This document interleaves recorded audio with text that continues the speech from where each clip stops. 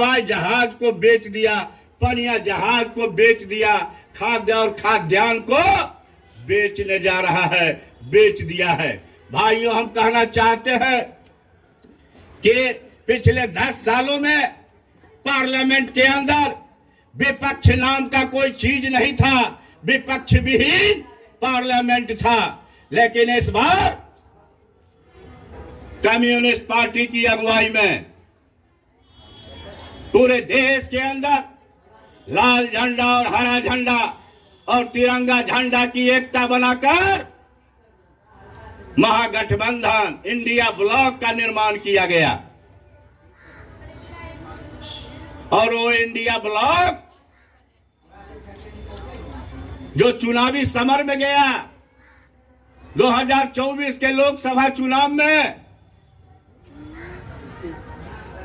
तो आपको हम याद दिलाना चाहते हैं, भाजपा तो नारा दे रहा था अब की बार भाजपा सरकार, अब की बार 400 पार।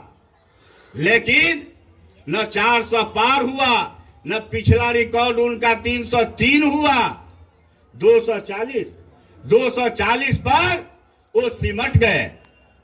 और विपक्ष का भी ताकत 234।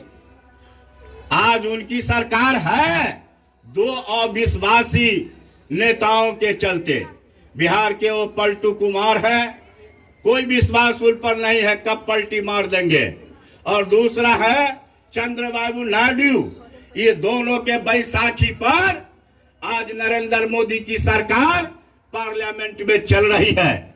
भाइयों, हम कहना चाहते हैं कि आज विपक्ष की ताकत पार्लियामेंट में है। आज neck to neck fight parliament के अंदर विपक्ष की ताकत सरकार से लड़ रहा है।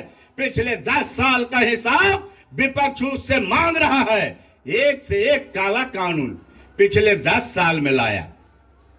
साथियों, किसान विरोधी काला कानून, किसानों का 13 महीना काम उसके नाम पर देना चाहते थे। क्योंकि इस देश के तमाम संपदा को बेच देने के बाद इस देश के इजारेदारों को, इस देश के कैपिटलिस्टों को, अदानी अंबानी का नजर हिंदुस्तान के किसानी और जमीन पर गड़ा हुआ था। इसीलिए काला कानून पार्लियामेंट के अंदर नरेंद्र मोदी की सरकार लाया था। लेकिन हिंदुस्तान के 500 से अधिक किसान संगठनों ने अपने संघर्ष के बल पर, शहादत के बल पर नरेंद्र मोदी सरकार को छठी का दूध याद करा दिया। और जिस रूप में पार्लियामेंट में उस अध्याय को पास किया था, किसान आंदोलन से समझौता करके 13 महीना 13 दिन के बाद पार्लियामेंट में रद्द करना पड़ा। भाइयों, दूसरा काला कानून ले आया, हिट एंड रन कानून। इस देश में 22 करोड़ ड्राइवर हैं, उसके विरुद्ध कानून ले आया। कोई ड्राइवर नहीं चाहता कि हमसे चूटी भी मरे, लेकिन उससे अगर किसी प्रकार की घटना घट जाती तो 10 लाख रुपया जुर्माना और 7 साल की सजा।